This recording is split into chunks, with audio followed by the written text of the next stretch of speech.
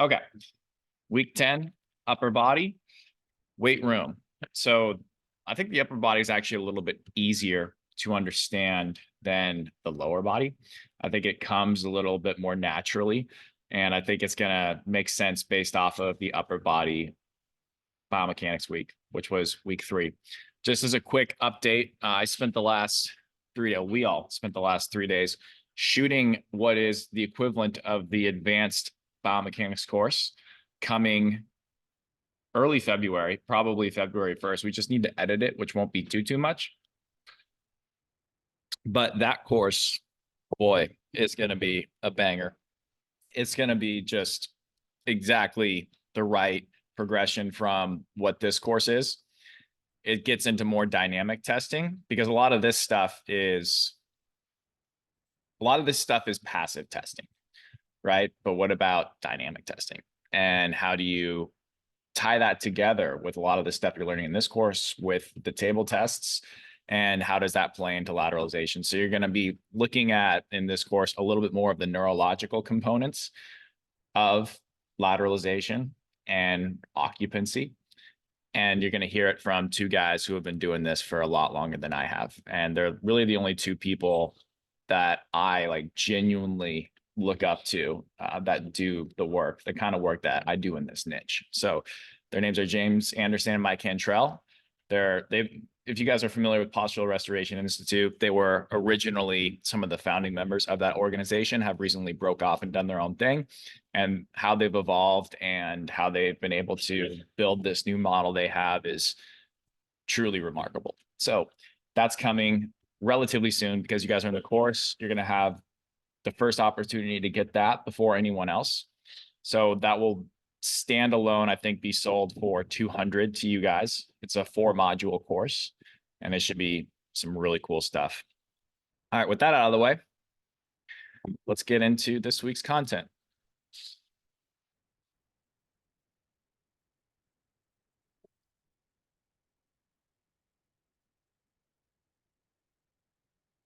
Okay.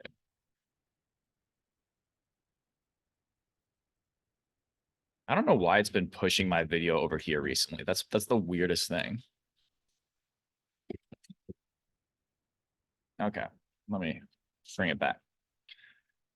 The learning objectives for this week are to understand what's happening in the upper body when we go through weight room exercises. So we already understand the angles of reaches. That's an important concept that we're going to be kind of using and recycling for this week. But hopefully you already kind of know what that looks like, because at this point in the course, we're putting it all together. We're going to learn the principles for biasing, expansion, and compression in upper body exercises. So what does it look like to have an IR biased exercise? What does it look like to have an ER biased exercise? And then later this week, I'm going to give you a couple of example exercise selection examples. But later this week, we're going to be giving you guys those full example programs. We have to revise them a little bit, but for the most part, they're ready to go. I just want to make sure everything is picture perfect with those. And then you're going to get a whole different sort of like all-encompassing look at what these programs are for a right lateralized person, left lateralized, primary, secondary, tertiary, and what that looks like as you progress the weight training over a period of several phases. So that should be extremely helpful. So when we're thinking about internal rotation biased exercise selection, I'm thinking about the mid-range of humeral flexion. I'm thinking about 60 to 120, generally around 90. Same thing for the hips, 90 degrees of hip flexion. That's where you're going to see around the most of IR, 90 degrees of humeral flexion. You're going to see a good bit of IR. So if you have them in that range, you're probably going to be more likely biasing them towards a position of humeral internal rotation, relative scapular external rotation. Now, pronation is an important thing that many people actually struggle with in the hand itself. And we're going to be talking about those equivalent foot contacts in the hand. So remember, in the foot, we talked about the inner heel and the first metatarsal head. Well, that exists for the hand as well. And we're going to be talking about using those contacts to drive genuine internal rotation. Because if you don't have those, just like at the foot, imagine if you were to do a squat and you didn't keep those foot contacts at any point during the squat. or you were on the outside of your foot when you were pushing through a heavy squat. It would be terrible, right? It probably wouldn't feel good. It probably wouldn't look good. You might see in that case collapsing knees. You might see a total lack of internal rotation. You might see the back extend too much because they can't get the force through the floor. Same thing applies to the hand. If you can't keep those hand contacts, you will be finding an internal rotation strategy somewhere else. Prone positions bias anterior expansion, humeral extension, just like hip extension, will drive internal rotation as well. So generally speaking, things that are going to promote more row mechanics will drive more IR. For ER, 0 to 60 or 120 plus, depending on what you want with this person, where you want the expansion to occur. Remember that a lower reach will give you more overall posterior expansion, and a higher reach will give you more of that upper expansion. And so that's important to consider where you want to, get that person to either stay within their relative motion, or you want them to get expansion in one area or the other. Supination, when I say supination, a neutral grip is more of a supinated position. This is more of a prone position, more of an internally rotated position. This would be more of a fully supinated position. So if I'm going to do something that requires a fully supinated hand position, what would that be? Probably a curl. What would this be?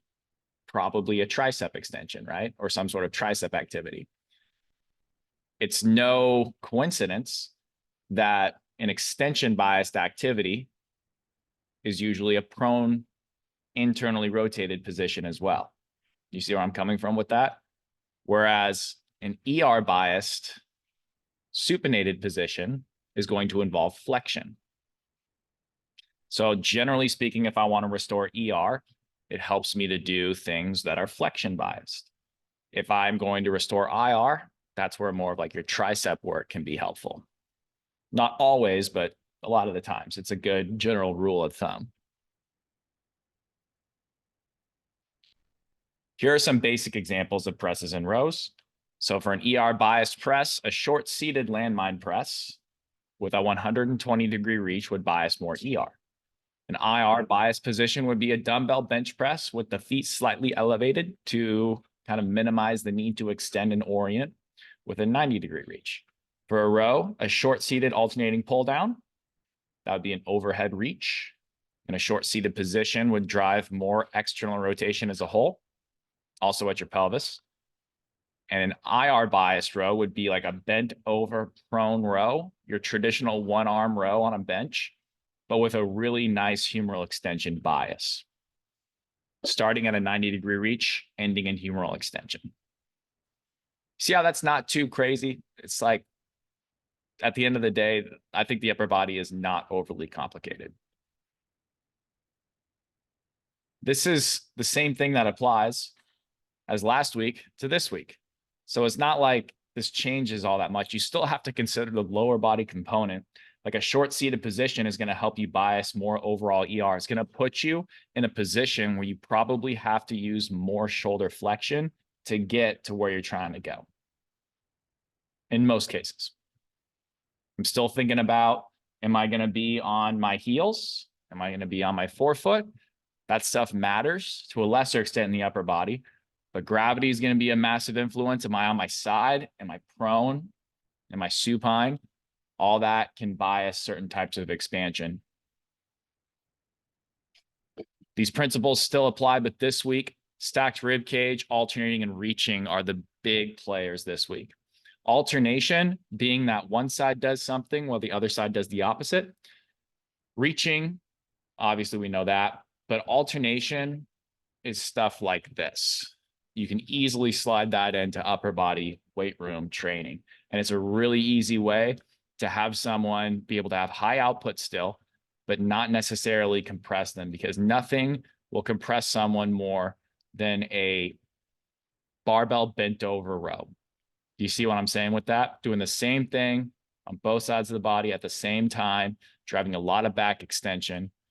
Alternatively, what might be a better option to that would be an alternating chest supported prone row, because that would allow the person to get alternating pumping of the rib cage They would have a chest support, so they wouldn't rely on orientation to drive that so much. And you could still adjust the reaching angle to get whatever you want. And you could still get a stacked rib cage over the pelvis instead of that person gets so tired that their low back fatigues before their upper back fatigues. Okay. And there's not that many positions and references relative to the lower body, but what's important to look at here is the heel and the first metatarsal head.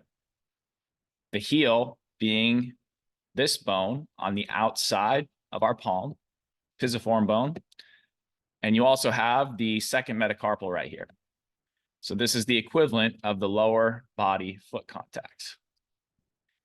If you can't get either of these, there are strategies you can do to accomplish that we're going to talk about. But ultimately, this is the name of the game for driving relative motion from the shoulder, the scapula, all the way down to the forearm into the hand. If you're going to do a push-up, you better be able to find these. If you can't, maybe just simply taking a towel and having it this width apart so that way you can help them find this while this stays on the ground can be an easy alternative.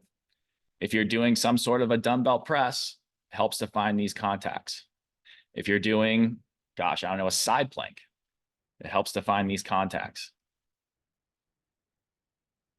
If I'm going to be in a long seated position, that's going to be more of a 90 degrees of hip flexion position-ish. So that'll give you more of an IR nutation bias. If I'm in a short seated position, that's generally helpful for getting the low back to not be overly involved. So that way you can genuinely target what you're trying to do at the upper back. Because what happens when people get tired in a row or a press? They orient. So a short seated position and a long seated position to a lesser extent helps them not orient as hard. Short seated position is great for someone that really likes to use their low back, because you would just say, and also to a long seated lesser extent, feel your sit bones. If you can't find your sit bones and you lost them, then you're orienting. Easy way to make sure that they're not doing that. A quarter kneeling position is sort of a regression to a half kneeling position. It's hard to load this position heavily, but it's cool because you are driving something similar to a half kneeling position. A half kneeling position is going to drive external rotation on the up leg, more internal rotation on the down leg. This is doing that, but less of a requirement for hip extension on the down leg. A half kneeling position is just the bottom of a split squat. Quarter kneeling with a landmine press, well, now you can use it to help kind of push out of that side. So you'd be driving a left pelvis and thorax rotation with that, because you'd be pressing with the right arm. With this, you would be driving a left rotation too, because of the way that you are rowing and pulling into your left side. And the pelvis would also be facing the left side here. The half kneeling position, whether that's for a row or a press, the base position is the same. So if I have one leg up, one leg down, it's the bottom of a split squat. My up leg is going to be in relatively more external rotation compared to my down leg, which is in more internal rotation. Now, if I were to stand up from this position, I would be in less overall internal rotation on both sides, but especially my front side. But because I am now in 90 degrees of hip flexion on that front leg, I am in more of an IR demand. But that also requires a good bit of hip extension on this back leg, and a lot of people aren't ready for this initially. If you wanted to do the equivalent of a hip shift in a half kneeling position, it's not necessarily actually to turn the pelvis towards that side. It's actually to do this awkward sort of like elevation and dropping of one hip relative to the other. I'm going to show you what that looks like.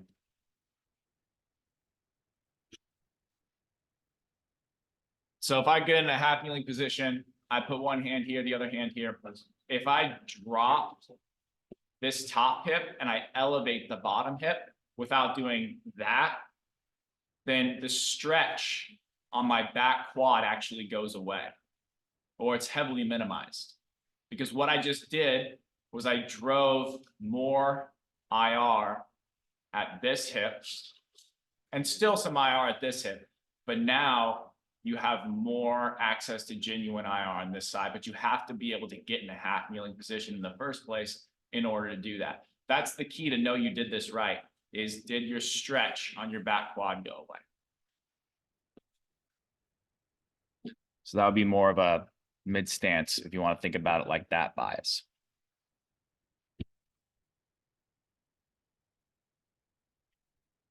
Here's an important concept. We're going to talk about core training today too. Hang on, I got to do something. Hey, Connor. Hang on. Let's take some questions at the end so that way we don't get interrupted. Okay. Thanks. With chops and lifts, chops are more expansive in nature. Lifts are more compressive in nature.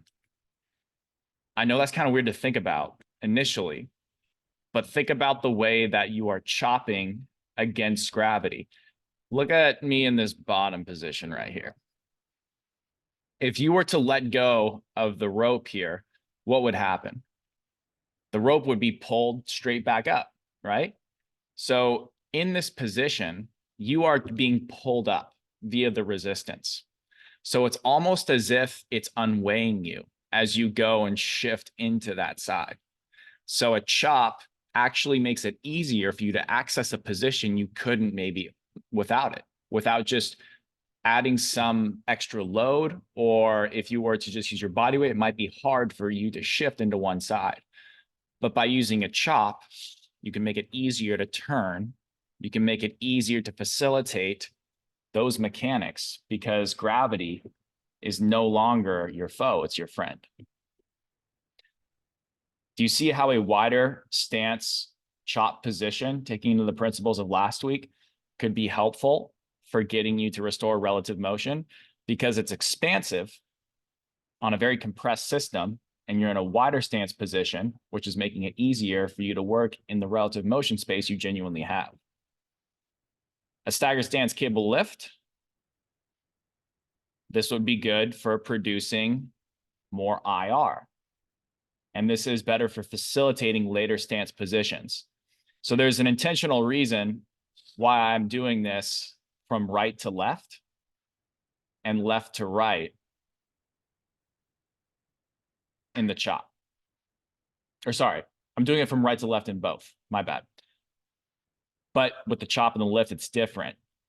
My left foot is back in the chop because I'm making it easier for me to turn left. Let's just assume you're in the standard right lateralized pattern. Not everyone is, but if you were, this would be a good push from right to left.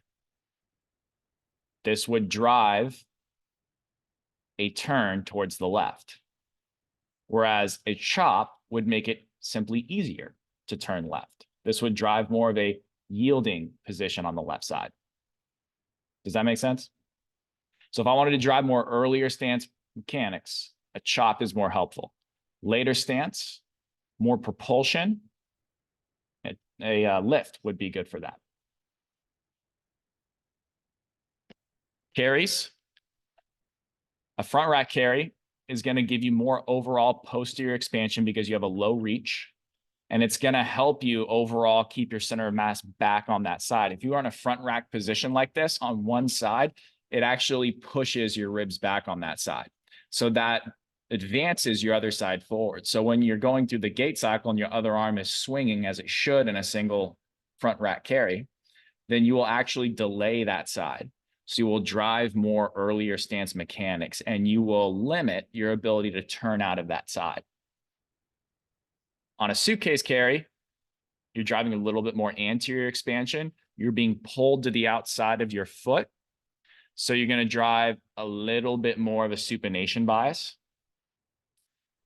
But depending on the load, you may actually make it easier for you to, it depends on how much you're using. If you're using a light suitcase load, you're probably going to drive some ER. But if you're using a heavy suitcase load, then you're going to have to produce more IR to push out of that side because you have to in order to not fall to that side. But if you think about it, if I have a suitcase carry in my, let's say, left hand example here, I have to recruit my right side obliques. So that's going to open up some anterior expansion. Whereas on the front rack carry, I'm going to get more left side obliques. A pronated grip is going to give you more scapular adduction, and that's going to drive more anterior expansion. That can be maximized with a wider grip. So if I'm wide, snatch grip position with a pronated grip, which is natural in that position, that will drive a ton of anterior expansion, but a lot of posterior compression. If I had more of a neutral grip, that would be moving towards supination. So you can have more posterior expansion potential, but a fully supinated grip like this would drive more scapular abduction, drive the scaps away from the spine. That would open up potential for you to get a lot of posterior expansion, but that may limit your anterior expansion capabilities depending on how narrow your grip is. So a payoff press like this is not going to drive a lot of anterior expansion because you're going to be compressed here, but that'll open up the back.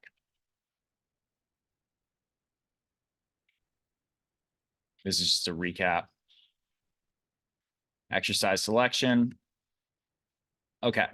So this is similar to what we did last week, but now I'm going to give you a bunch of different variations in order generally of difficulty. You know, with some stuff, it's like a primary upper horizontal push. That basically just means a press. The accessory stuff is going to be more tricep focused, if that makes sense. So again, not everyone is going to use every single one of these progressions, but a lot of people will benefit from starting at least at 1, 2, or 3 and progressing. Some people are going to start at 4. But ultimately, these are all really great exercises for driving relative motion that you can progressively load more and more.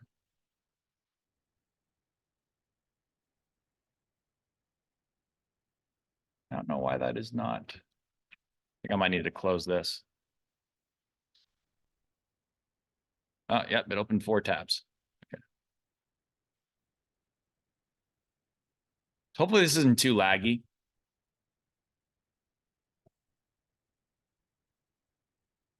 See, I lost you guys. You can still see me? Yeah. Oh, cool. That's all I care about. Okay. So an offset push-up. This is essentially just a quadruped position to some extent. So you're going to be driving some posterior expansion on the side that's elevated, some anterior expansion on the side that's lower, because the side that's being elevated is being pushed back. Your sternum is facing that left side in this example here, which means that you are creating more separation between your scapula and your spine on that side, and that's going to help you drive more left posterior expansion relative anterior expansion on the right side. We also have a incline variation of the same exact thing.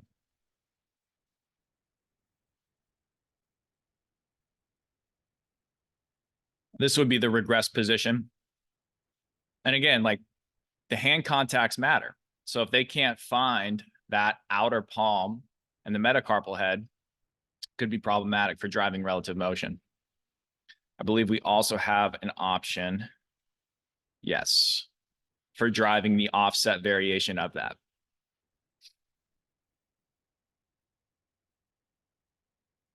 There you go.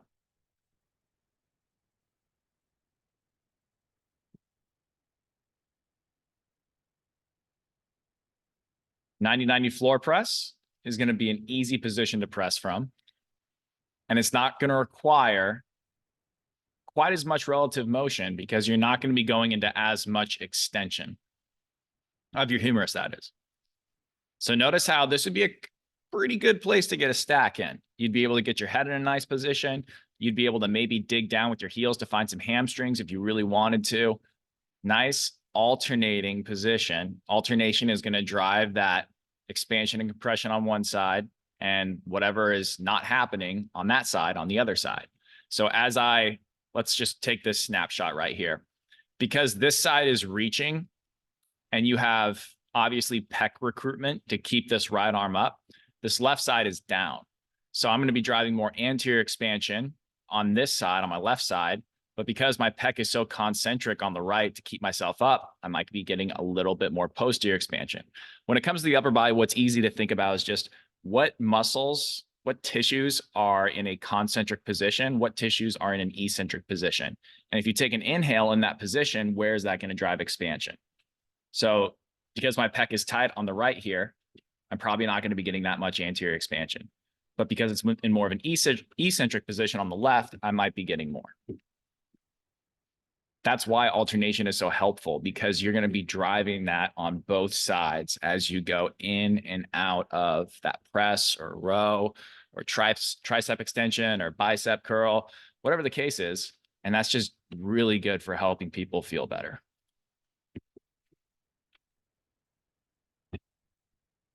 High to low cable press. So let's check out what's happening. This one's kind of combining the upper and lower body together. So first of all, we have our left foot back, right foot forward. We have the foot contacts on the left of the inner heel, first met head. On the right, same thing, but we're heavier on the left foot. The reason why it says yielding bias is because the left hand and left foot never go past the right side. So it's almost as if we're staying back on the left while going through a press that hits the pec pretty hard. Because we have the resistance of the cable lined up with our forearm, that's ideal. And staying heavier on the left is going to help us not push out of the left side too much. So that's a really good one for a right lateralized person. Starting to add a little bit more load here. A hook lying alternating press. We like to start people in hook lying, whatever that looks like relative to the bench that you have, because it just limits their capacity to overly extend, which is like by far the biggest issue on so many presses. If I really wanted to, I could lower myself down to where my feet are being supported on those pegs right there. And that would also kind of take away my ability to use my low back. But alternation on this one too. There's a single arm variation in here.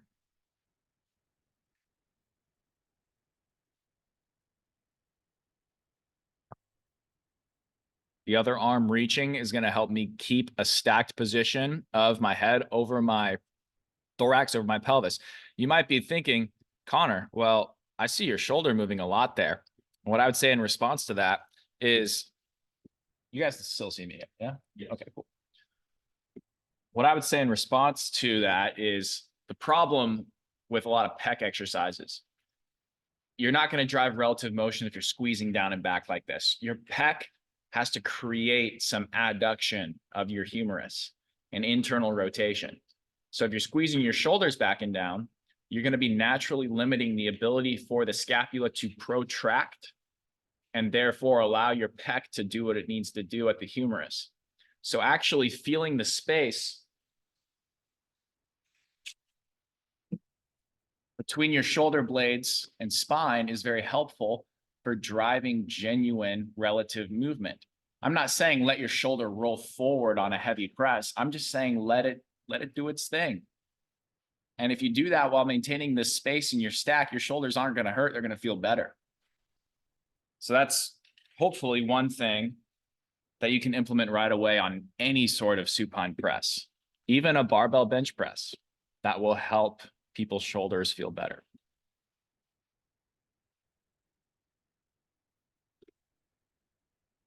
And then we have a bunch of different supine press progressions, but we're just showing you the basic ones here. The feet elevated position's awesome. That's because if my feet were on the floor, I may be a little bit more predisposed to using my low back to create that final little bit of hip extension where my feet are going to need to be on the floor to achieve that, right? But if I elevate my feet, I bring the floor up to me, that takes away my need to extend and orient with hip extension I may not have. So using that is a really good tool. You can still get that floor drive. You can still find that space in between your shoulder blades and your spine, all in one. But if I didn't have that, I'd be more likely to flare my rib cage, lose my stack, pin my shoulder blades back, and now I got all sorts of orientation. I'm not trying to demonize orientation in that sense. It is helpful if you're a power lifter, but if your goal is to press some weight and use your pecs effectively and just generally feel good, it's okay to have that space be felt in between those shoulder blades and spine. Okay, let's talk about some posterior expansion and more of a landmine press variation. Got an extra S there.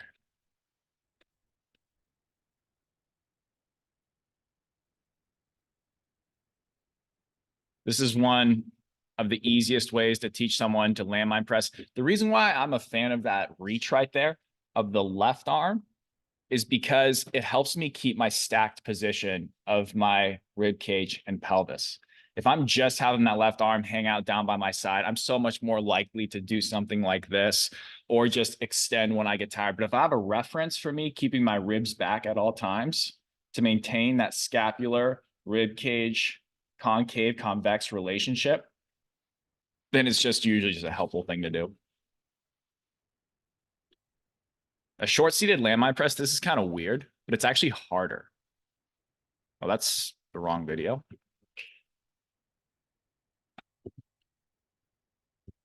Let me pull that up really quick. One sec. It's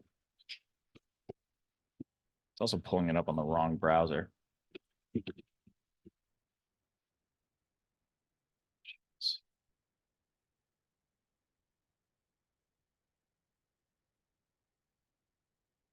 Yeah, here we go.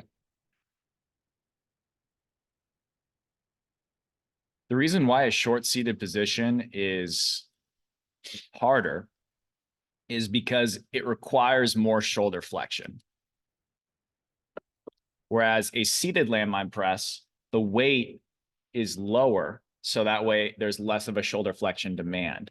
The deeper I go into hip flexion, usually, the more I have to press overhead, which challenges my relative motions more. So a short-seated landmine press is generally going to be, in terms of relative motions, a progression.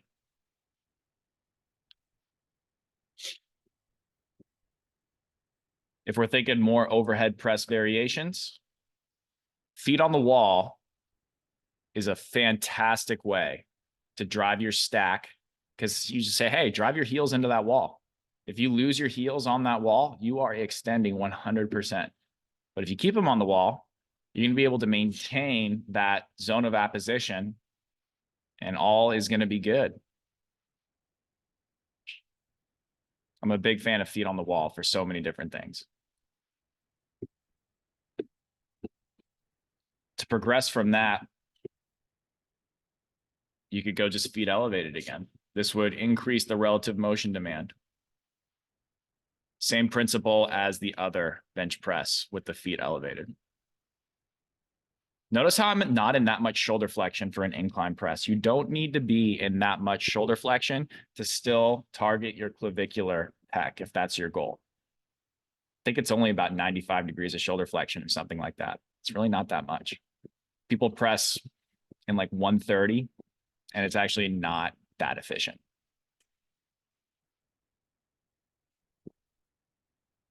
And then we have some Arnold press variations.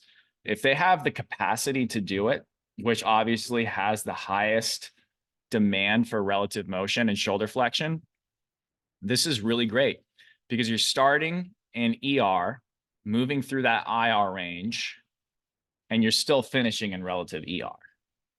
So an Arnold press is a really good way to be able to use someone's full shoulder flexion capabilities.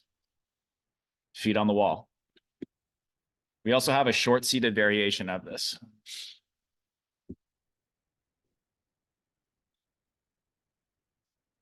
Someone likes to use their low back. This takes it out, which is the case ultimately in overhead press variations. For a vertical, oh, this would be horizontal, sorry. My bad. We have just a couple other, well, we have a vertical in here. We have just a couple other just random ones. I didn't really know where to put them in particular. But it's kind of hard to drive anterior expansion with a vertical push because you're using so much concentric pec activity. But if you alternate like this, then you still can drive some, especially as you inhale back. You're going to be getting some stretch on the pec, so you can get some capacity for anterior expansion. Same thing in a push-up as you lower yourself to the ground. But with this Arnold press, this is one where you can really drive it, but you have to have the ability to go there in the first place. So notice that I'm actually getting some thoracic side bending with this. You inhale in that position. So here you're driving a lot of bucket handle, pump handle, alternating expansion and compression. Would I load this super heavy? Maybe not. But for someone just to feel like they're getting some work done and you getting what you want out of it too for them, this can be a great variation. You can put the feet on the wall, whatever you want. Think of these exercises and concepts as sort of templates for you to be able to add or take away whatever you want, depending on what they need. Okay, now we got some tricep extension activities. Now remember, extension biased activities are going to be more prone biased activities in terms of your hand position, and that's going to allow you to drive more anterior expansion. Whereas a curl variation is going to be more flexion biased. That's going to help you drive more posterior expansion in most cases. So let's think about what is the easiest possible tricep exercise you could do? Boom. It's like you just lay it on the ground and you're just extending. Piece of cake, low reach. You have someone that has a ton of issues, just put them here. This will cook their tricep real good.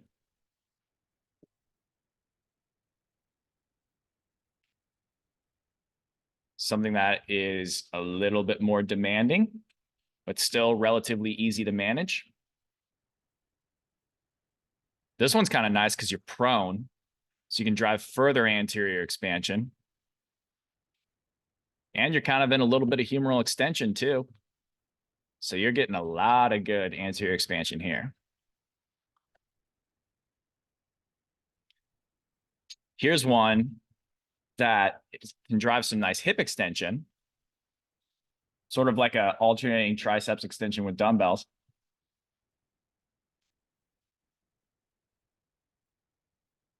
Kind of cool, right?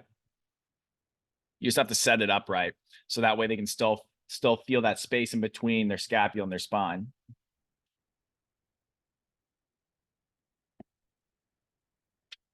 And then we have a couple of upright, higher output tricep activities like this. With this one, and with any tricep activity that's cable in nature, it's imperative that you have the resistance of the cable lined up with your humerus and your forearm, like we do here. If you are all over the place and that cable is in a different line than your humerus, that's a one-way ticket to elbow and shoulder pain. So just keep that in mind. And that same thing applies to presses with cables too. It just helps to line up the resistance. If you want more of a single arm variation of that same thing, that's really good at restoring pronation of the forearm, by the way. This one is money. Try this and retesting your shoulder internal and external rotation. Generally, IR will improve, but sometimes you might get lucky with ER. Resistance is lined up. Everything looks good, feels good. And here's one that's probably the hardest one to do in terms of skill and just coordination, but it's also going to drive some nice anterior expansion, and you can modify the grip. So the question is like, can you fully get that extension without losing your elbow position? Orientation and losing that IR entails spinning out of that elbow. So if it's easier to do a pistol grip, the key is, can you keep that elbow still pointing in generally the same direction? That'll help you really drive the relative motions. That can help restore some shoulder IR. And it just feels better. Same thing with pulls. Now that we're going to rows, it's hard to drive a lot of posterior expansion when the goal of the exercise is to posteriorly compress you. So keep that in mind. But if you are wanting to drive relative posterior expansion, alternating is great, because in this position right here, I'm going to be compressing my left posterior rib cage really well. That does free up some opportunity for my right to expand. That's why alternating exercises are so great, is because at some point you're going to get it somewhere. It's just a matter of cueing the inhalation and exhalation and make sure they're not bracing, they're keeping their stack. A quarter kneeling position will take the low back out of it pretty effectively.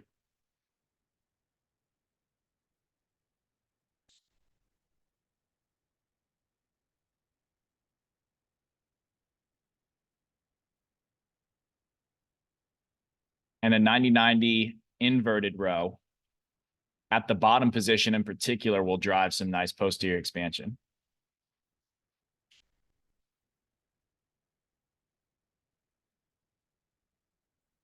You can dig in, get some hamstrings.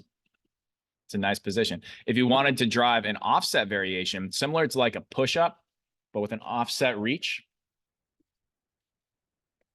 you could go here.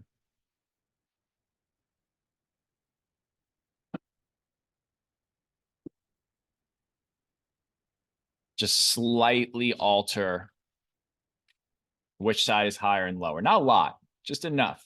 So here you would be driving, because the left side is elevated higher, you'd be driving a right rotation, therefore promoting more right posterior expansion.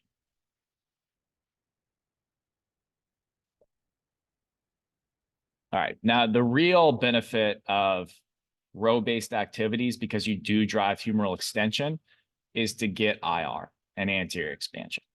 So the short-seated horizontal cable row still applies. You already saw that. Long-seated alternating cable row, you already saw that. But a chest-supported row, this is great because you are prone, and you may be wondering, well, aren't you compressing yourself against the bench because you're in a prone position?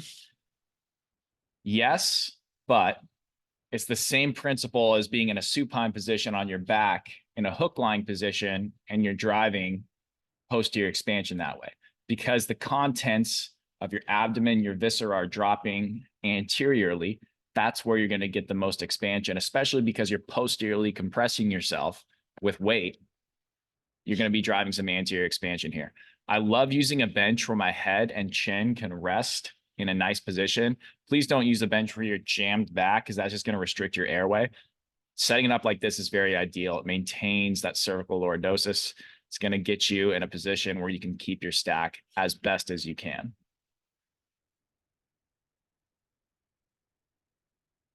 We have two variations of this. We have an upper back focused row. We have more of a humeral extension focused row. Both are going to posteriorly compress you. It just depends where. You're going to get a lot of lower posterior compression with a lat focused row. You're going to get some upper posterior compression with an upper back focused row. But I mean, that's okay. If you're driving fitness, you want some gains, then generally a softball's distance between your humerus and your trunk is going to give you more of those rhomboids, mid-trap action. But if you go lower than that, then you're going to drive more humeral extension, get more lat that way.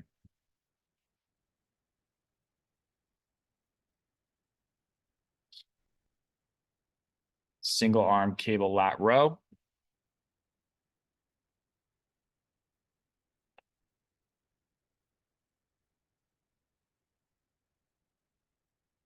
You can use that bench to sort of keep your sternum and scapula in a good position.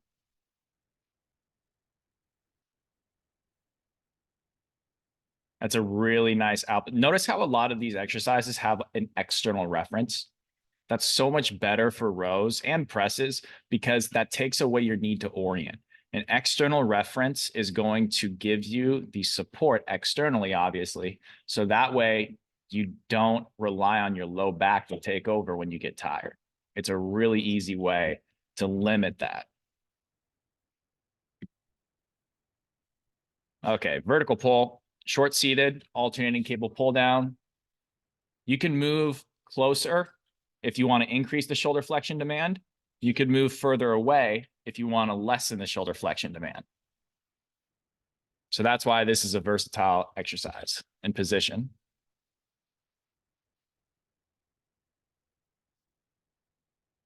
Alternating. This is a great anterior expansion exercise.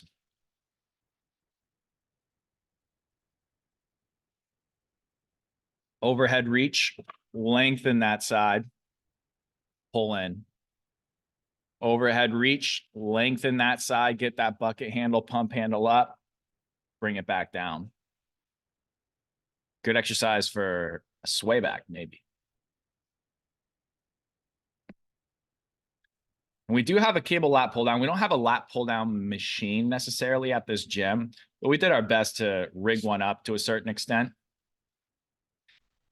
When I'm doing lat pull downs, it's important that we stay within our genuine shoulder flexion range. And that's just a general rule for a lot of things.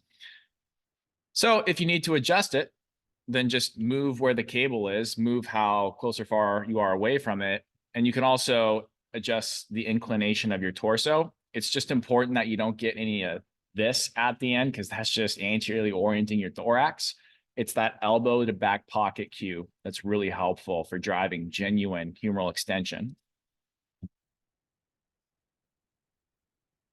And the hardest position, but will still challenge the relative motion to a pretty high capacity, would be a tall kneeling, alternating pull down. Tall kneeling is a hip extended position, therefore it's driving IR at the pelvis. And you can adjust how far or close you are. Okay, let's talk about some curls. What's the easiest curl? That would be the least demanding on your relative motions. Well, this probably would. Low reach, piece of cake. Posterior expansion city. Maintain your PSIS contacts, your posterior superior iliac spine.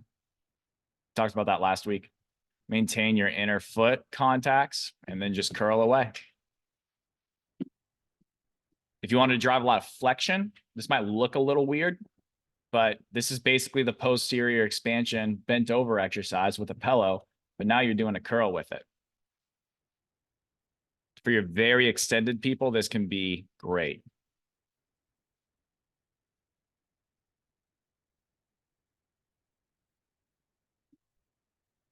Spider curl is a really good way to drive posterior expansion still. You are prone, so you may be limiting some capacity of that, but ultimately it's still going to be posterior expansion driven. You got a nice low reach.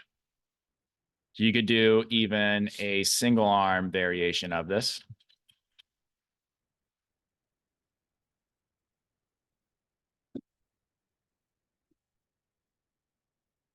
One side would be reaching. The other side would be simply just curling.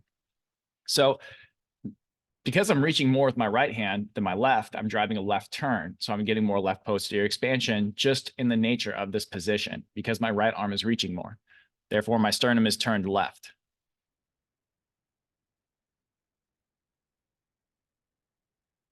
And then if you want to drive more relative motion demand, deep squat bicep curl,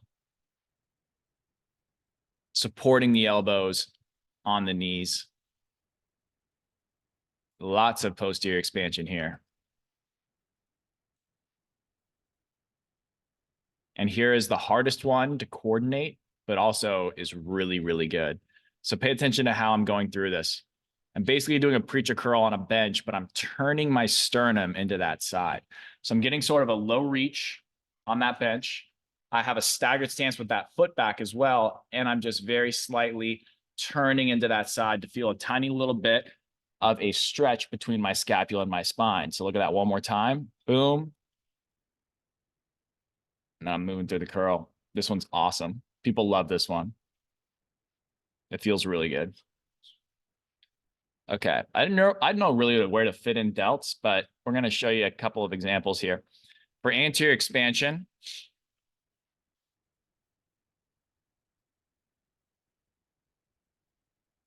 the problem with a lot of delt work is people get the cable and their wrist does all sorts of weird crap. So just take that away by adding a cuff attachment, doing a lateral raise. If you need to use a handle, they don't have that cuff attachment. Just make sure your wrist is staying stacked over your elbow throughout the entire time.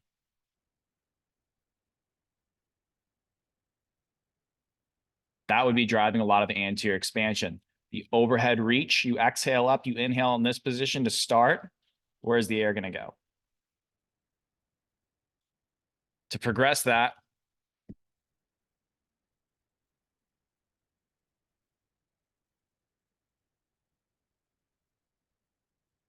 see, these hook line positions are kind of nice, right?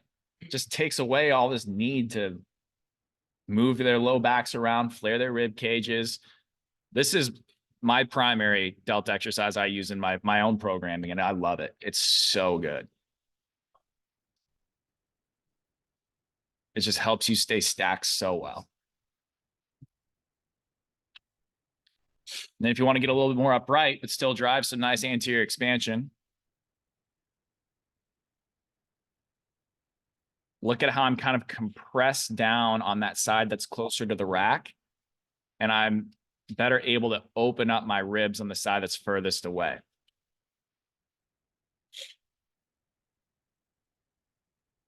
Finally,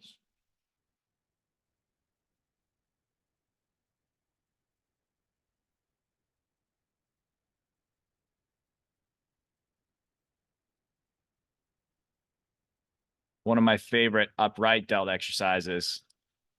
Easy. You can make this single arm if you wanted to, whatever you want. Posterior expansion is a little harder with delts, but we got a couple for you. This is more of a rear delt fly. This is kind of easy. It's not too hard. So you're down, you're getting that scap, you move away from the spine, you're exhaling up. Inhale down, get that scap to wrap around, get some posterior expansion, exhale up.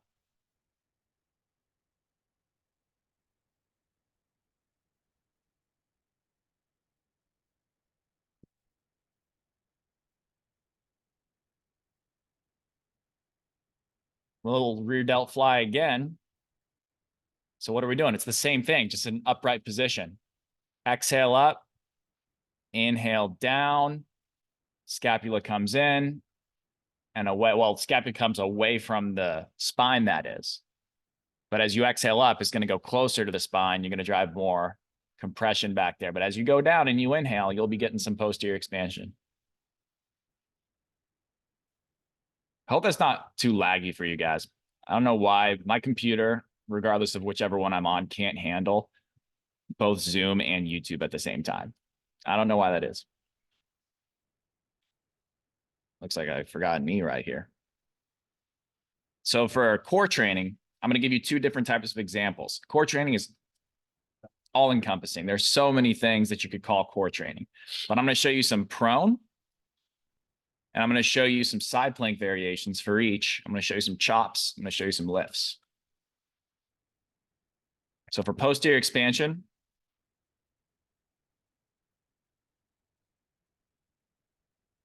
you could modify this for posterior or anterior expansion, to be honest with you. If you wanted to drive more posterior compression, anterior expansion, you would just cue more of a sternum up position. If you wanted to drive more anterior compression, posterior expansion, you would just orient a little harder and you would just depress the sternum. Depends on what you want to get out of it. I really forgot how to spell referenced. I can't spell. I just- Can't spell diaphragm. This is just a quadruped breathing with an offset reach. But now you're in a bear plank position.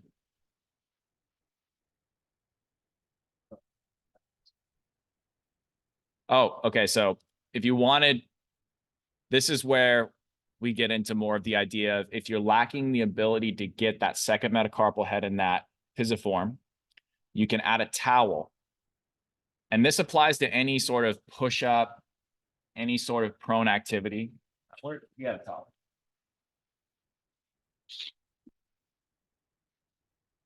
What I can do, let's say I go here. If you can try this right now, if you lean on your desk, you'll notice that you have a tendency to do that. And that's because you can't keep your foot arch down or your second metacarpal down. But you take a towel, and now you can find both real easy. Now you can drive genuine relative movement. Because if you go, and let's say you're doing a push-up and you can't keep this, if you go in, you're going to orient. You're going to find fake internal rotation one way or another. And it's not going to feel good. So just make it easy for them to get it. I think about it as like, that's just the arch reference of the pattern. Yeah, Like exactly. that arch pattern. Yeah.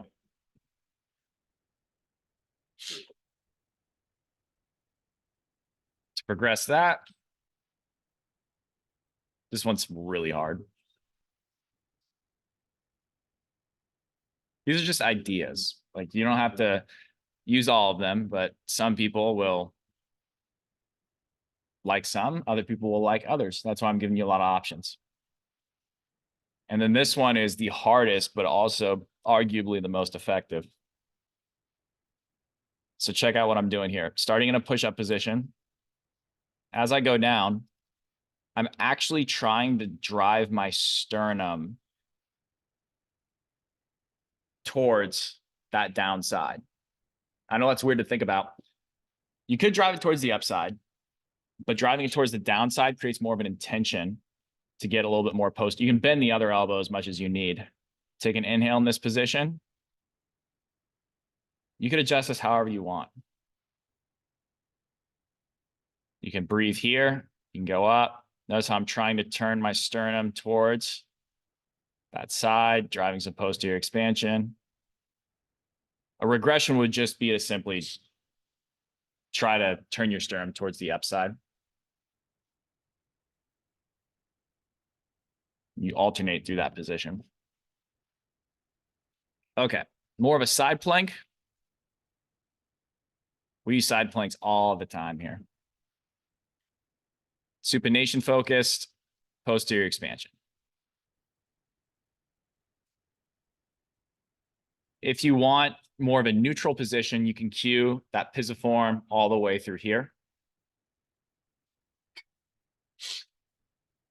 Side plank with the glute med focus. What does this look like?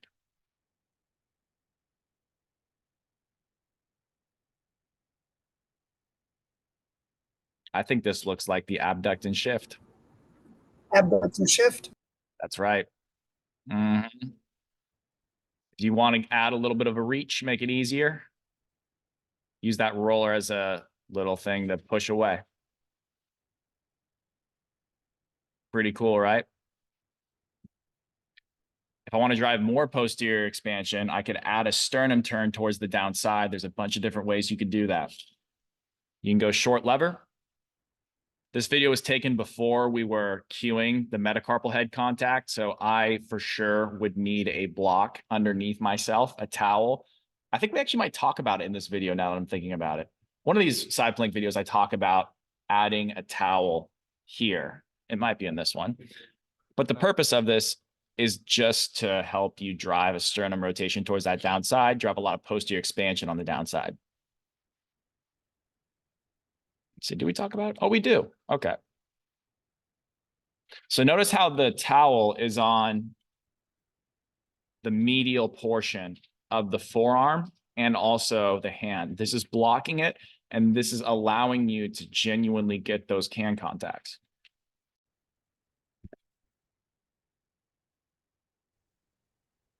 What's harder than that? This definitely is. I do not know why that's not opening. No problem.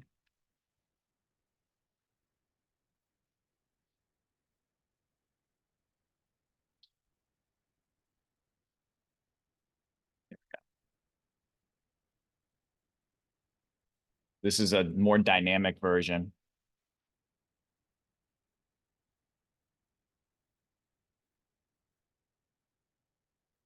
It's tough.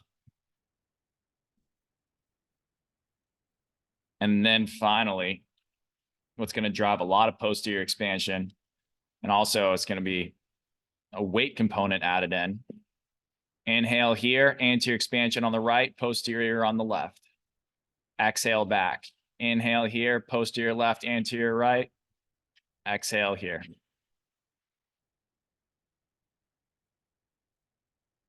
All right. Few more.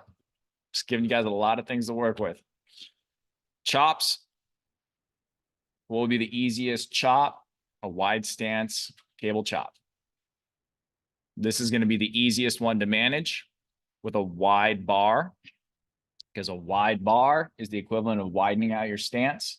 It's going to make it easier for you to access the genuine relative motion you have. Here's, oh, I don't think I actually said this. So if you're going to chop, it is imperative that you stay within your base of support. Please do not chop outside of your base of support. You will lose relative motion. You can try it on yourself. Try it after this video. If I'm chopping, it needs to be to here rather than out here. This is low back sitting.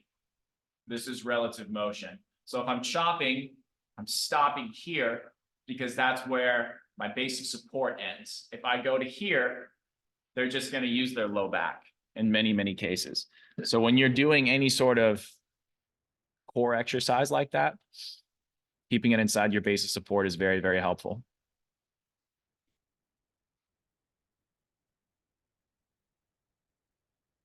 From there, you can go to a staggered stance cable chop. We have all sorts of chop and lift progressions in the playlist for you.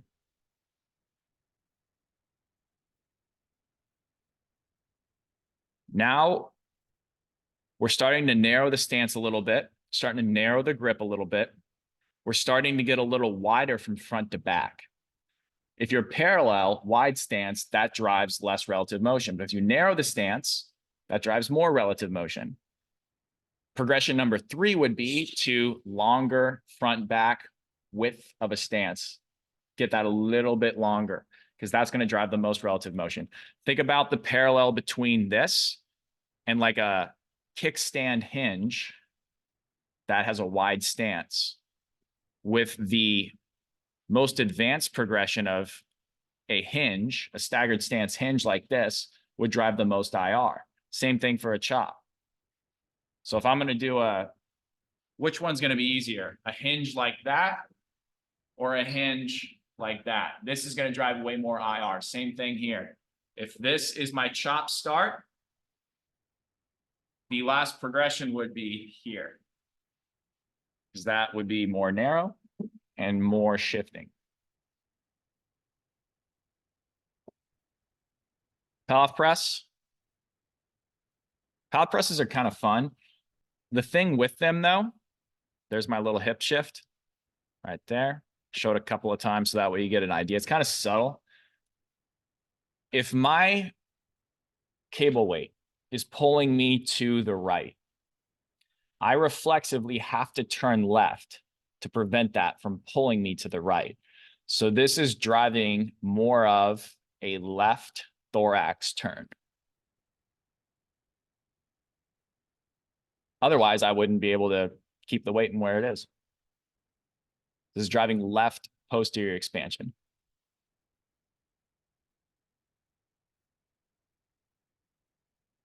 I want to make that harder. Gosh, this is brutal if you do it right.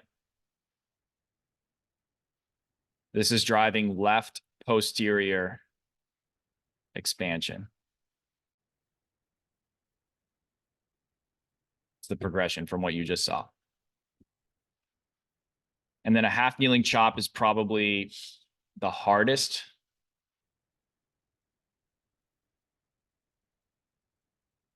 I kind of break my own rule here. I go outside of my base of support, but with a chop like this, you kind of have to. It's the question. The problem with going outside of your base of support is that you have more of a likelihood to orient. But if you know how to not orient in a half kneeling chop, you kind of got to get the range of motion somewhere. So you just would need to cue the stack. And this is making it easier to turn towards the left side. That's what a chop is doing.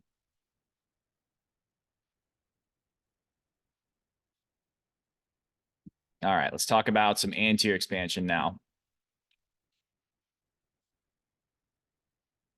If I block my forearm here, this is going to promote more anterior expansion.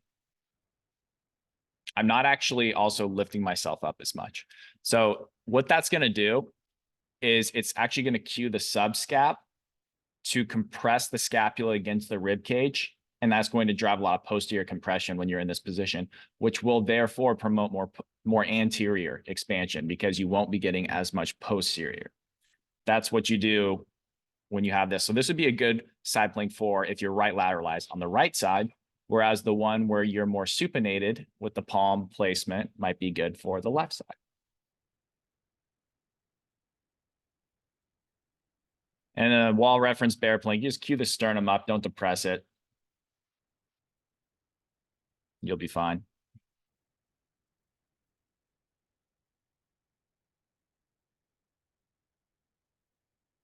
Here's my inability to spell referenced again. And then a suitcase carry will drive more anterior expansion.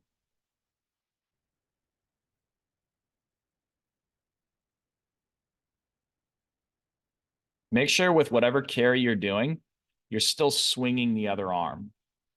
Because if you're doing a single arm carry, the purpose of it is to bias yourself to doing one thing more than the other, right? It's a suitcase carry, then I still need to have the other arm going. So that way I can get here, drive anterior expansion, and just bias more of that propulsive position. Whereas a front rack carry, if I don't swing my arm, I'm going to be walking around like this. I'm just going to be a rigid brick rather than biasing more early stance and keeping myself in more of an early position on the left the entire time.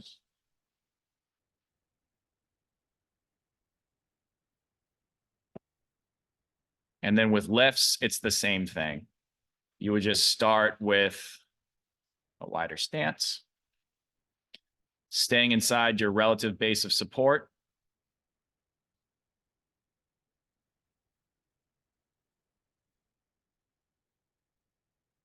Pressing to a staggered stance, and then half kneeling.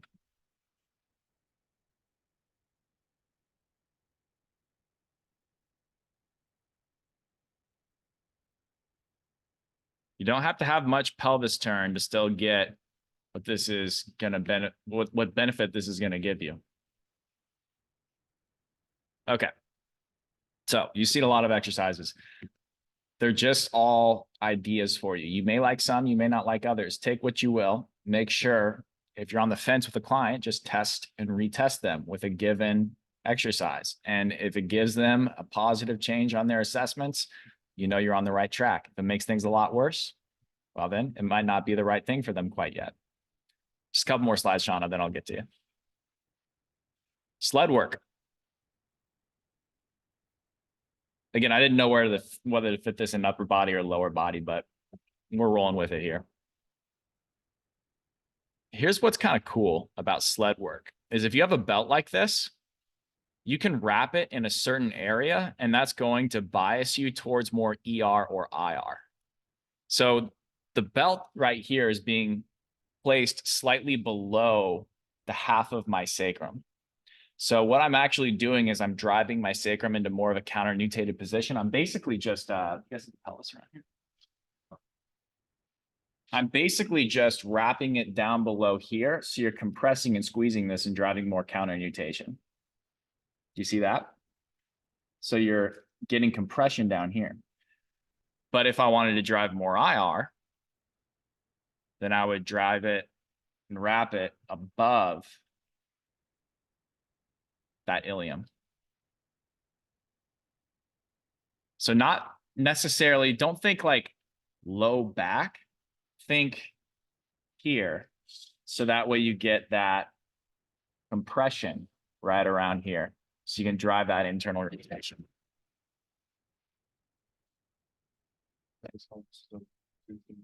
Oh, cool. All right. So let's look at a little base. I tried to make the programming as basic as I possibly could. Remember, you will get more extensive programming in those example templates that you're going to see in a couple of days. So if I had a primary compensations person that was lateralized to the right side, you see these correctives, not really going to go over them too much. But because they're primary, they probably feel all right. I'm cool giving them something that's bilateral in nature for their upper push. But accessory, I'm going to go a little bit more unilateral. I still want to have them feel like they're getting some fitness out of it, depending on whatever fitness goal that is.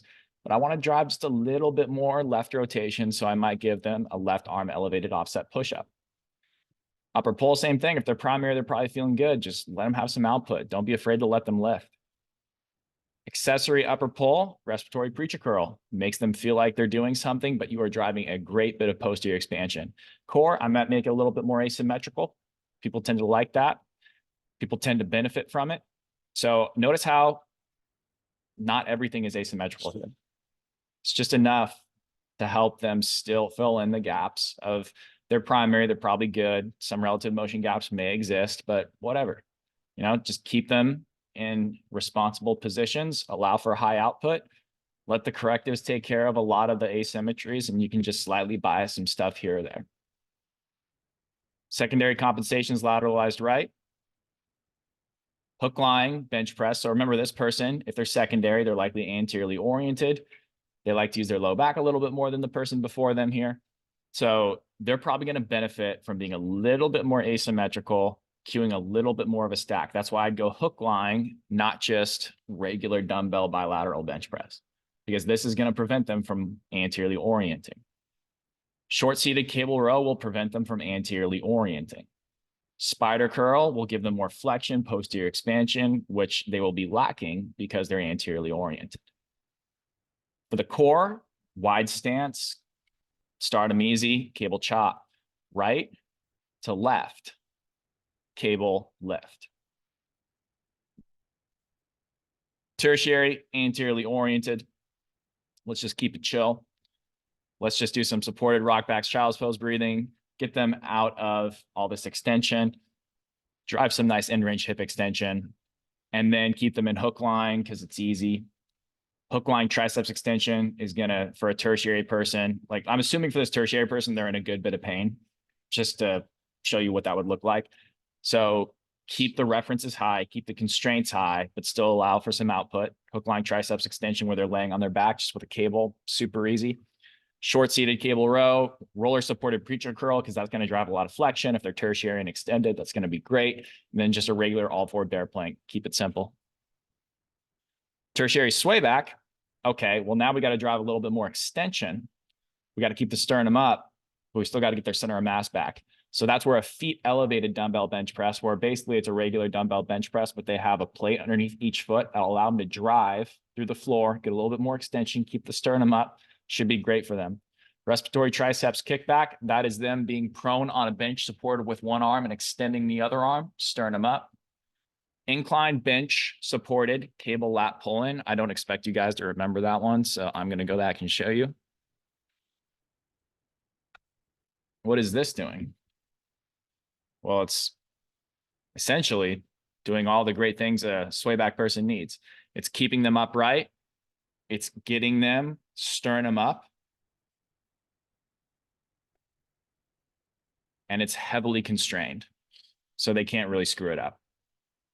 Which a sway back person that's in pain will screw up damn near everything. Hook line cable bicep curl, sternum up, PSIS contacts, foot contacts, easy.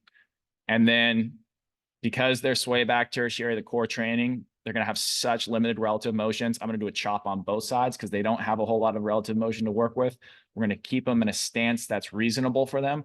And we're just going to start to make it easier for them to turn from side to side. And that's what a wide stance, wide bar cable chop will do. Last thing I want to hit, if this person is, or sorry, if you have a group of individuals and you're doing group training, I don't do this as much anymore. I used to back in the day, but I don't know where to put you guys. Let's say you had group training, but you don't have all the time in the world to do extensive testing and retesting and all that good stuff. Well, hopefully you have the opportunity to at least do a couple of assessments that will help you identify whether they need more ER or IR. Are they tertiary? Are they secondary? Do they need more ER or IR? Well, okay, just do the same general flow, but maybe you just cue them slightly differently to fill in more of their needs. So you could do a front squat with both groups, but maybe you're just doing a little bit more or less hip flexion here or there. If you're doing an ER biased needing IR row, maybe you're doing a long seated cable row to give them IR, short seated here to give them ER. And you see how these would all be slightly different, but more or less the same thing. It keeps the feeling of group camaraderie, like they're doing the same workout. But ultimately it's just, hey, this is what you need. You're slightly different than this other person. You're still going to get a great workout. Piece of cake. All right. So expect those programs in 1 to 2 days, depending on how soon we can get to them. What else is coming is case studies. So next week, I'm going to show you 3 clients I've had in the past and all the different correctives, all the different phase progressions, all the different weight room exercise selections I did for this person. I'll walk you through that. And then what's coming the week after that is I'm going to give you different types of case studies to work on either by yourself or with a group. Alternatively, you could use your own client, and we'll talk more about what that looks like after next week's presentation, because you'll get a better idea of what that should look like based off of how I present mine. All right, let's take some questions. Shauna? I just had 3 quick questions. The pressing, when we were talking about dumbbell pressing and letting those scaps move. So when you have someone flat on the bench, they should feel those scaps kind of slide. Is that correct? Meaning slide in and out slightly. Does that make sense? A little bit. Yeah. Yeah. So could that cause some soreness with the muscles between the scap and the rib cage? I doubt it. Okay. And then my other question, the single arm cable pull that you did, your leg placement, I noticed in the video, and maybe I saw this wrong. So one hand is on that bench, which the back is up, and the other hand is pulling the cable. Let's say it's my left hand pulling the cable. I saw the left foot forward. Which exercise are you talking about? The single arm cable pull. Oh, the lat row? Single arm cable lat row? No, it actually, it looked like the arm was straight across. So it was a cable pull and one knee was on a bench with the hand. Yeah, okay, yeah. Let me pull that up super quick. My question is, I would automatically presume that if my left hand is pulling that cable, then my right foot would be on the floor, meaning just placement wise. And I was just, oh, okay. So I think that I saw it wrong. So just scratch that. That's okay. No, actually, no, I'm sorry. No. Okay. So when I look at this, I would think that the right foot should be on the floor because I'm thinking about gait. So if I am working that left arm, I would want to have my right foot on the floor and forward. Does that make sense? Or does it not matter? I see where you're coming from, but I think what's more important to consider here is stability and output. So let's say we flip-flopped our legs here. I think it would create an environment where the person is having to reach across their body a little bit more. And I think that would create a little bit more instability. And what that right arm doing is really just blocking them. Now, as I row in, if my other leg was on the ground, I feel like there would be a risk of that cable interfering with that bench. So, I mean, like, if you want to try it, go for it. But ultimately, I think that this allows for the most stability and therefore the most output. Okay. All right. That's really I see where you're coming from, but I think it's important to appreciate that all these little modifications we're doing are just trying to take exercises that allow the client to have higher output and just tweaking them slightly so that way they can keep a stack, and get some more posterior anterior expansion as necessary, depending on their needs. Like everything else, I think is minutia, and I got caught up too much myself trying to make it perfectly resemble gait in the past. But ultimately, it's like, hey, you know, the correctives are going to help fill in a lot of those gaps. With this stuff, it's like, what can we do to just let them lift and do it in like a safe, efficient manner? All right, good. Thank you. That clarifies that for me. My last question is on the chop. I noticed that you either had it where the leg was to the side and you're kind of hinging into it, or the leg was pulled back. Now, I got a little bit confused with that because let's say I'm chopping to my right and I want to drive internal rotation on that right leg or that right hip, maybe. I would have automatically presumed that that leg was slightly forward. I just wanted you to explain that for me a little bit more. Good question. You could do both. So if I have one leg back and the other leg here and I'm chopping to here, this just makes it easier for me to get a turn because I'm already kind of turned towards that side.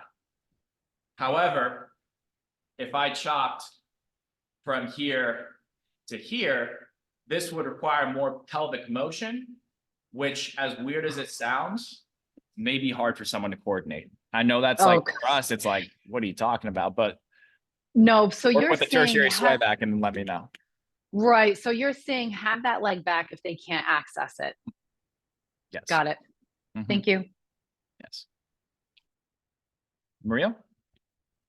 Hey, hi, Connor. I have a couple of questions. The first one I have is if you could explain the seated overhead press against the wall, what would be the difference between what you have in the video versus using a ball against it? Like if it would change anything as far as the range of motion in the shoulder joint. So you're saying if we were to be doing an Arnold press? Yeah, Arnold press with like a Swiss ball in the back. It would be more like inclined. Would that require more shoulder flexion, or is that could be a regression? So we're just so we're perfectly on the same page. It's this exercise. Yeah, actually, it's the one that you were seated with feeling the sit bones against the wall. It's that exercise, but on the ground. Short seated. Yes. Okay. So uh, anytime you have a fixed implement, meaning a bar of some sort, you are going to take away relative motion space because you will not be able to. I mean, imagine having a bar in your hand and comparing the relative motion capabilities of that versus this. And there's obvious asymmetries involved as well. Like I'm not going to be pressing totally evenly from side to side as well. So anytime you add a fixed implement, you're going to magnify asymmetries, and you're also going to create less ability for the person to access relative motion, and therefore more of an ability for them to orient. So that's why I don't have a lot of bar stuff here, because of those reasons.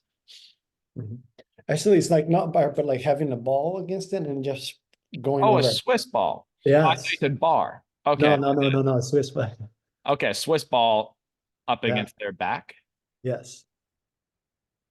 To put them a little further away from the wall. I think you would create more instability that way, but I don't think that it would inherently be bad. I think you could do that, but I don't necessarily think it's like you're saying to reduce the shoulder flexion demand. Yes. It would have something to lean into. Yeah, I could see that. Yeah. That's what's cool about it, dude. Like you could do that, and it's like you could modify it however you want. I see it. Yeah, because I do that either with a medicine ball. They'll go against the medicine ball, which is more sturdy. And I feel like they have more capabilities. If we get, of course, freeing up the space first. Totally. Yeah. The second one is like the landmine press. You have it seated and you also have short seated, but you don't have standing. And I was wondering if we could use the same principles with like going back with the left, sensing the inner heel, the midfoot, and then pressing, with of course, being conscientious of a rib cage. Do you think that would be a good one to progress? We do have that on the playlist. Oh, you Yes. do? It's just that we don't, there's only so many exercises I can talk about before I lose your guys' attention. But yeah, that would be a great exercise, which would be, let's say you wanted to cue left foot forward, right foot back. Well, then you would go here, here, here. And then you would just make sure that that right arm advances ahead of the left. And you would naturally be getting a turn down here as well. Yes. And cueing those foot contacts of right arch, left heel, Uh, you'd be doing a lot of good. good stuff. Yeah. Mhm. Okay, and then the last one, Connor, is I know that the foot stuff, like when you're talking about the foot stuff in that workshop, you always want to train reactive at the end to plug it in. And I was wondering, for the reactive stuff, for the upper body, let's say like med ball throws or like kettlebell swings, do you do that kind of stuff? And if you do them, when do you do it? I think that would be a separate course, honestly. But yeah, that stuff has value. Yeah. Yeah, that'd be like a more like an athletic development sort of course, but I haven't put together. But yes, like that stuff definitely has a lot of value. Yeah. No, okay. We'll say just to help you that similar constraints apply. You know, if you did like an ipsilateral single leg kettlebell swing, think about what that would be doing. Be pushing you out of that side. Sounds great. Mhm. Thanks a lot. Carlos? Hey Connor, what's up, man? I think you might have answered my question through Morilo's questions, but I will ask it anyway. I just want to know if, for example, overhead carries, overhead squats, and kettlebell bottoms up presses have a place in this course, or that will be more on the side of athletic development. Bottoms up position does have value. It's a little complicated, but it does create more instability. And if I'm thinking output, I don't like more instability. I like more stability and reference. So for the purposes of this course, I don't use it a lot. But I know that there are a lot of shoulder experts on Instagram and on social media who love that stuff. I'm not saying it's useless. I think there's some value to that. Creating stability through an unstable environment. Like there is something to that, I think, but it's just too much to talk about in this course. But I would say if my goal's output, I don't want more instability. Thanks, man. I wanted to know your take on that. For sure. Yanina? Hello. I think the answer, like I know the answer, but just I know on the lower body work on the, in the weight room, we had to stack before. You know, like you set your shoulders up and then you exhale, bring the rib cage down before all the exercises. Does the same apply here? I'm assuming yes, but I don't think you touched on that, and unless I missed it. No, it totally applies. It's just how much do you cue it depends on the person. So, you know, if you're doing like a landmine press in a seated position, like that's why you keep that reach, right? Even if you're in a standing position. So that way, like maybe you start here, exhale, get set. And then start from there. Okay. Mhm. Okay. All right. Thank you. If you're doing a row with cables or dumbbells and you're here with cables or you're prone with dumbbells, maybe you just let yourself get a little reach, exhale down, ready to go. Okay. All right. Thank you very much. Nikki? Hey, I, for a long time, thought with rows, when we're pulling back, it's like you're gliding the elbow against the rib cage. And I know in a lot of videos that we just watched, elbows out. And even with like the alternating cable tricep kickback, and I'm wondering how that supports the body more than how I always thought it should be.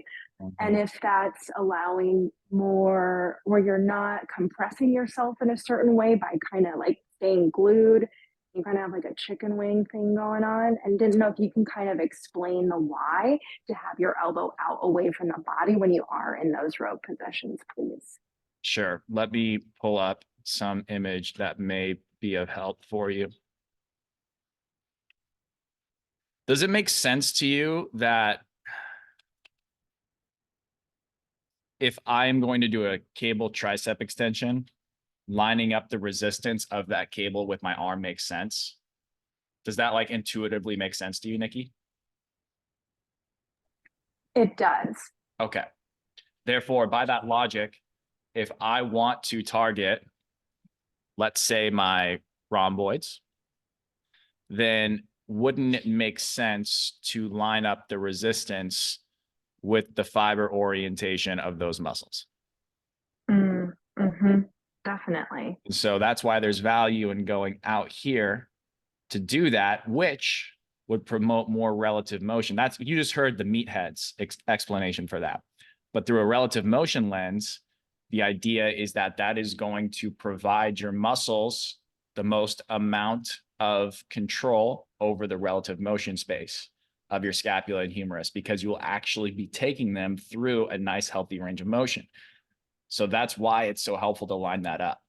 Now, if I want lat, what does my lat do? It extends my humerus and it's going to pull posterior tipping of my scap. So I'm going to get the most of that if I have that sort of humeral extension action, which is good for my relative motions, which is weird.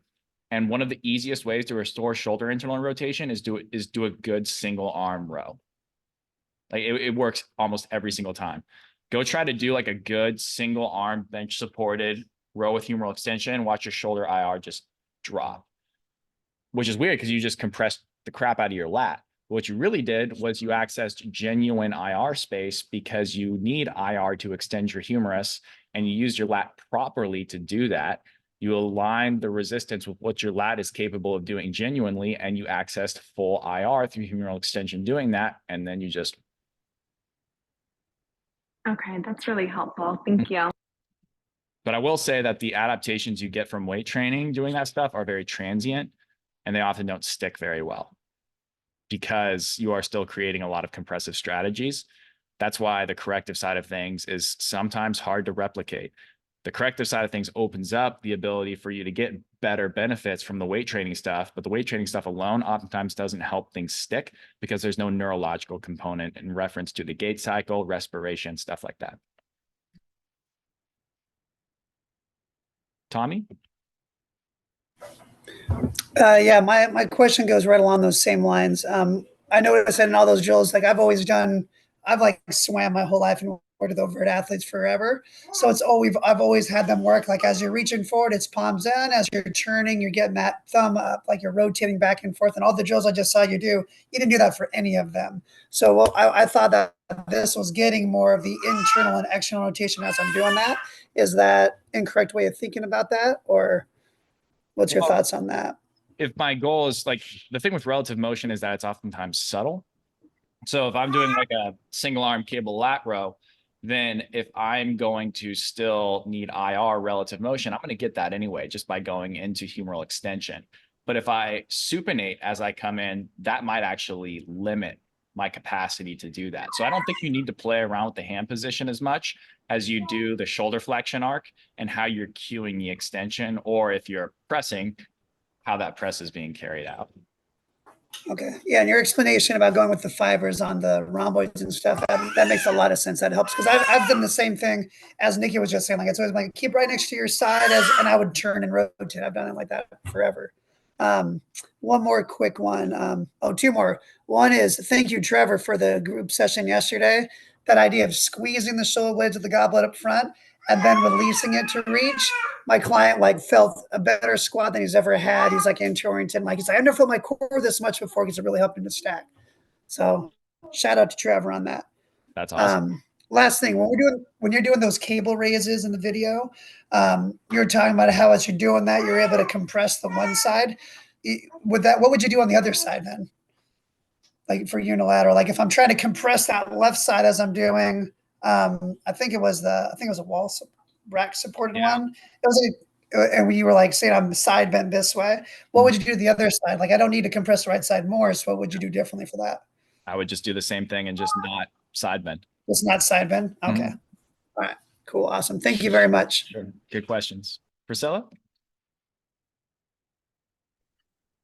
Hey, So I'm going back to what Shauna was asking about the cable pull. And she was saying, like, you were talking about having the right foot back and pulling there versus having the right foot forward, and how if you have the right foot forward, there's more pressure on the pelvis. Can you, I can feel it, but is that related to the innominate bone kind of like pulling back and innominate bone pulling back and putting pressure on it? So it's kind of like, you know, in the gait cycle there, you were talking about there are times when you've got the nutation of the sacrum that shifts the innominate bone. And then there's times when the innominate bone moves and shifts the sacrum. Is that related to that as you pull the load when you've got the right leg forward? Like the innominate bone is kind of a little bit locked in because the right leg's forward. And then as you pull back, that kind of makes it more like it's a different feeling. Mm-hmm. Okay, so let's make sure we're on the same page here. Oops, sorry, I did not mean to mute you. You can unmute yourself if you want. Let me make myself big. Okay, so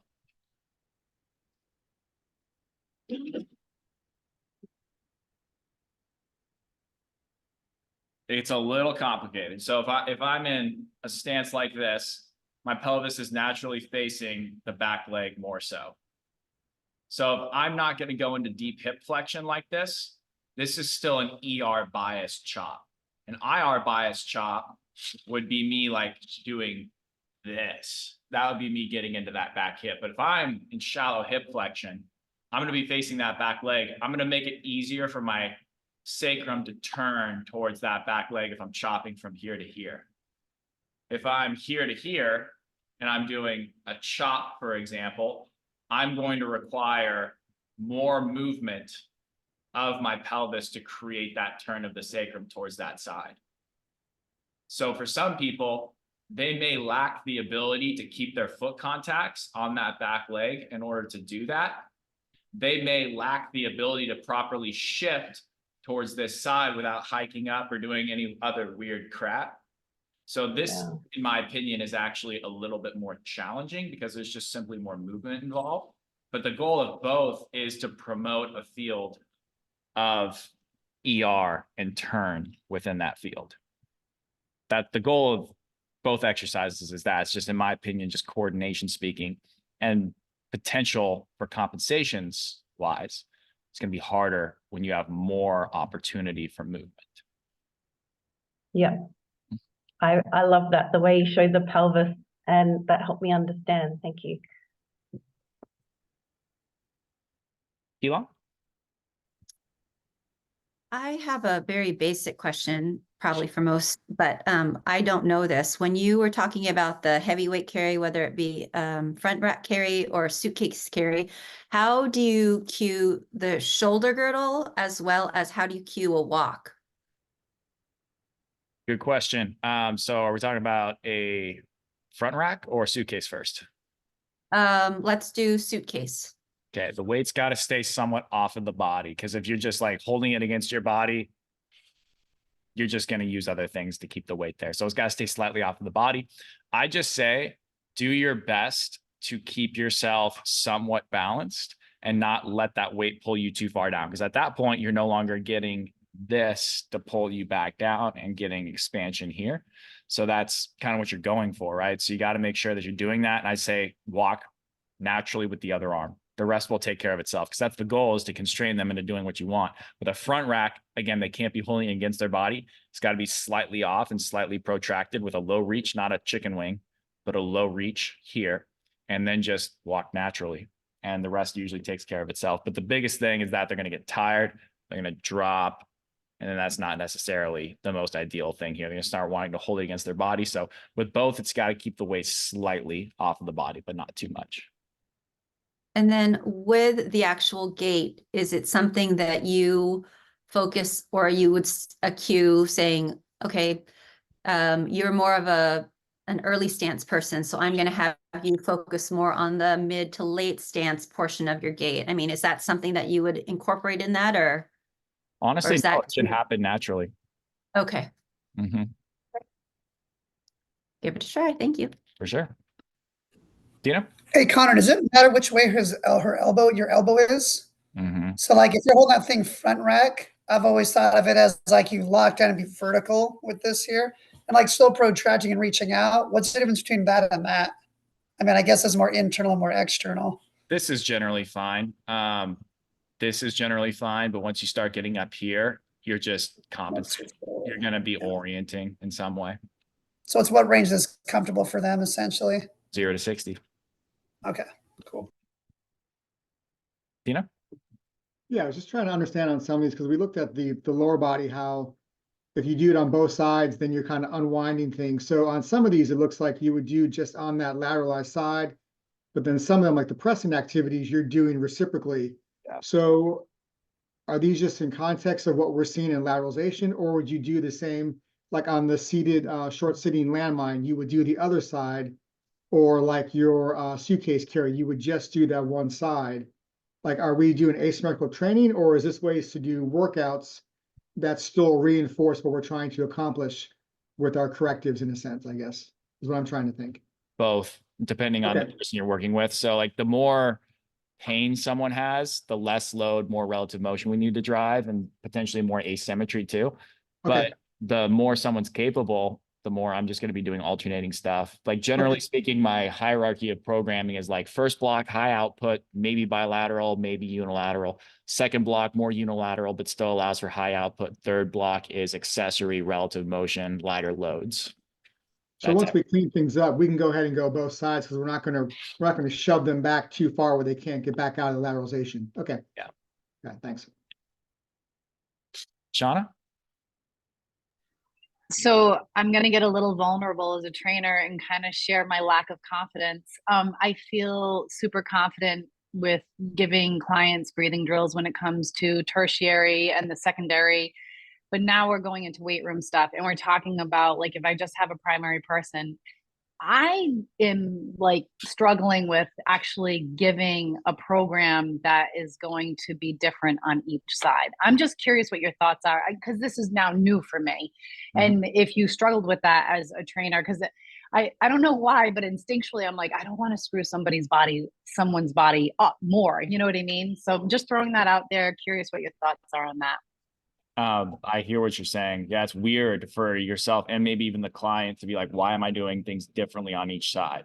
But that's where your test and retest comes in. You can be like, hey, I think this is what you need. Let's try this and let's retest you. And that'll tell us what we need to do. And if you're on the fence or you feel like, hey, maybe this person is just going to benefit from coming back on both sides, doing more early stance activities, doing more posterior expansion work, then just do the same thing on both sides. Like, honestly, you're not going to make someone a whole lot worse, and you're going to help someone a lot just by stacking, alternating, reciprocating, good reaches. Like that's really what it's all about. That's what the weight room stuff is for. So if you're ever like on the fence, most people benefit from early to mid stance training in the lower body, upper body, posterior expansion, with some anterior expansion as needed. Like that's generally what most people need. So if you're ever like, I don't know, just go with that and you're going to see a lot of success. So you're even like if I'm training somebody in the weight room, you'll do even testing there. See, I've never done that. Like when I'm all right. Okay, that's Maybe. good to know. That's why like I don't usually change everything in a program. Like if I'm doing something where I'm trying to transition someone from a tertiary to a secondary program, I'm not going to change every single lift. But maybe I might change several. And if I'm changing someone from a secondary to tertiary, I might just have a couple of exercises in mind. Like I know at this point generally what's going to work, but if I'm on the fence, you could just be like, hey, let's try this split squat variation. Let's retest you. Let's see what happens. And you pick one thing to retest, whether that's their straight leg raise, their hip abduction. Like if you're going, for example, like you have a right lateralized person, their left straight leg raise is still limited. Their right hip abduction is still limited. Okay, like, all right, here's a ipsilateral load, split squat on the right, whatever. Okay, is your right hip abduction better? That's a simple yes or no question. Is their left straight leg raise better? Simple yes or no question. And then that way that just is like, it worked or it didn't. And chances are if that improved, other things are better too. That's very helpful. Thank you. For sure. I think Trevor has something on that too. Yeah.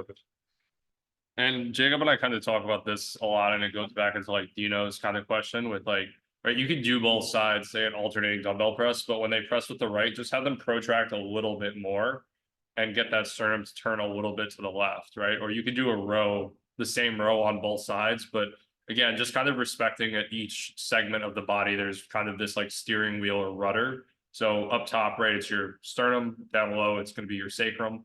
Like I could do a row where I'm slightly turned away from this side, so I'm getting my lat to pull me a little bit less back to the right if I was right lateralized, versus now if I'm rowing here, I get a little bit of posterior expansion to start. I'm going to be pulling myself a little bit more to that left side with this rib cage. But you could do stuff pretty symmetrically and just play with very small, like nuanced details. Yeah, and ultimately just start easy. Like some people are going to look at some exercise and be like, I'm never going to do that with my client today. And then other people are gonna be like, I like that. And ultimately what you're going to do from this presentation, you're going to take 10 exercises that you like and you're going to start using them. That's probably what's going to happen. But your 10, Sean, are going to be different than Dino's 10. That's how I wrote this. Any other questions? So tomorrow we have 2 people that we're going to take through some weight training stuff. And we can maybe combine lower upper body to some extent. We'll see what happens. Thea? For clients that have a hard time kneeling, is seated my only option? How does that differ? Seated, short seated, tall seated. Wait. Could even be good. But then you're never ever promoting that full hip extension at the bottom. Maybe you don't need Does to. that make sense? Okay. Yeah. You could sit someone tall, you know, and get them in more hip extension. Tall box. Thank you. Yeah. Yeah, just driving posterior expansion in a variety of positions will get you hip extension back, Jacob just said. Maria? Hey, Connor, with TRX stuff is really easy to compress. So it's just a quick clarification that I have here that I want to have for myself is like, if we're doing any of that stuff, make sure that we're creating some flexion in the upper back and try to maintain your stack for the exercises will definitely be more beneficial than what people, even if you go to the TRX courses, that's how they kill that stuff. So I was just wanting to check with you. Yeah. I agree with that sentiment. Yeah, that's right. It's always like shoulders in your back pocket, glutes like apple, not applesauce. You know? Yeah. So I just want to make sure. For sure. Yeah. Priscilla, you have something? Yeah, I just wanted to say something to B actually, because I had a lot of trouble kneeling for a long time, and I played around with my feet. And one of the things, I could put roll a towel, like not much of a roll, just a tiny little bit under the foot as you're on your as you're kneeling, or try lying on the tummy and sort of playing around with how the foot feels. And I think, you know, you can really get someone comfortable on their knees by playing around with the foot and where the weight is shifting. Just thought I'd mention that. Yeah, awesome. Thank you. Nick? Hey, Connor, can you talk about any relationships you've seen or correlations you've noticed with medial and lateral elbow issues and posterior and anterior compressions, and how you've gone about like kind of addressing that in a general sense? Let me pull up the slides really quick, because we talk about that all the way back. I don't expect you to remember this, but all the way back in week 6, that's 6. Compensatory patterns, we talk about the elbow a little bit. So generally, this would actually be a good thing to address now. So I'm glad you're bringing this up. Okay, so generally with medial elbow pain, you're going to have posterior compression of the elbow via external rotation bias of the humerus, and likely a flexion limitation. With tennis elbow lateral pain, IR bias of the humerus, but the forearm will be lacking relative ER, and then vice versa for medial pain. So generally speaking, with this first one here, you want to drive IR of the humerus, so some anterior expansion, and potentially tricep activities could be helpful for that. And then you can progress them. It depends on the person, right? But generally speaking, you could go one of two ways. You could use tricep extension activities to drive an IR bias of the humerus. And then you could follow that up with some sort of curl variation that promotes a lot of supination and flexion. With tennis elbow, you could drive either ER with a curl variation or just with other correctives, following that up with some sort of extension bias tricep activity. So generally speaking, with extension, you want to train triceps, flexion, obviously biceps, and those variations you saw them today. And you could use the inverse to drive more ER, IR at the humerus, or you could just use other exercises to do that too. So it depends how you want to do that. Cool. Thank you. Connor, real quick up on the elbow idea.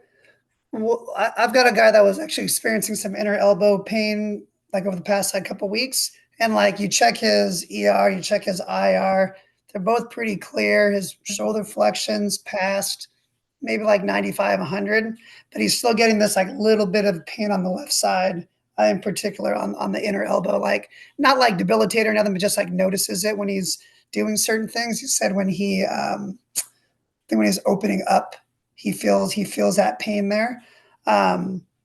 So like how do you know, like if those measurements are clear, like what do you know? How do you know what to attack first?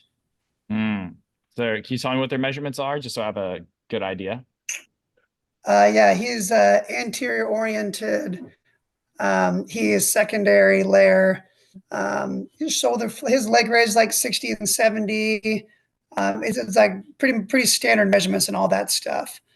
His hip abduction has improved a bunch. It's like probably 30-ish. Left side's probably about 40-ish.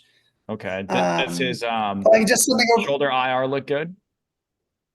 Yeah, shoulder and iron, his left is always flop down. Back is pretty much all the way back, like 85, just about 90. So when he mentioned it, I was like, you've been on your computer a bunch, like maybe just being forward like this more hours than maybe previously. Maybe that's part of it. That was my first inclination, but I don't know if it's something more than lifestyle. There's something that I'm missing or not. And he feels it when he supinates, he has issues? Yeah, he said he feels it when he said when he tries to straighten his arm, he feels it here, and he kind of feels like it kind of goes up this line when he's like extending it, which I thought if it's flexion limit, he should have felt it when he's doing this. But he did. Because it's medial. Okay. If that's the case, I mean, you honestly might want to fully get that left shoulder flexion and ER and abduction of the shoulder looking better. That's where I would start. And you might want to consider something that helps with, this is just my 2 cents. Let me pull up the exercise. This is a really good initial exercise for something like that. What did I call it? I think it was supine tricep extension curl. Yeah, this one. Try this. One of these two should do it. Either this. I've done that before.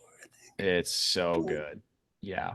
Check his pronation and supination of his forearm, just like with a basic little test. If he's limited in pronation, try this one.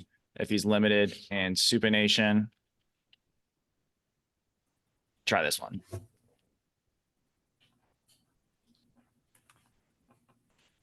One of those two should make a noticeable difference.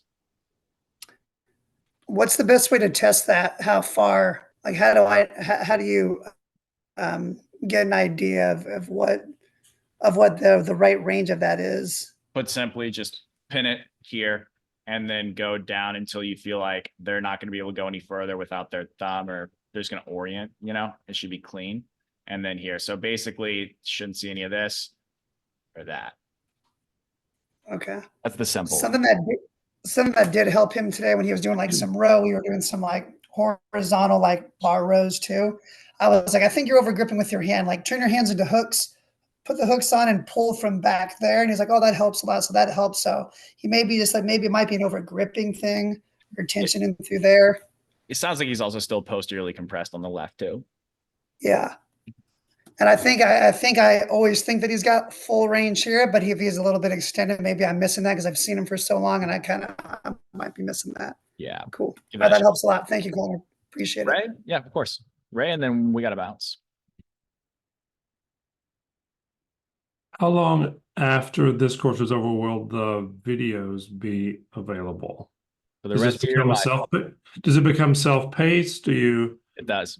so does that mean the let's see, does Trevor's stuff go away or? Because No. that's not in the self-paced, right?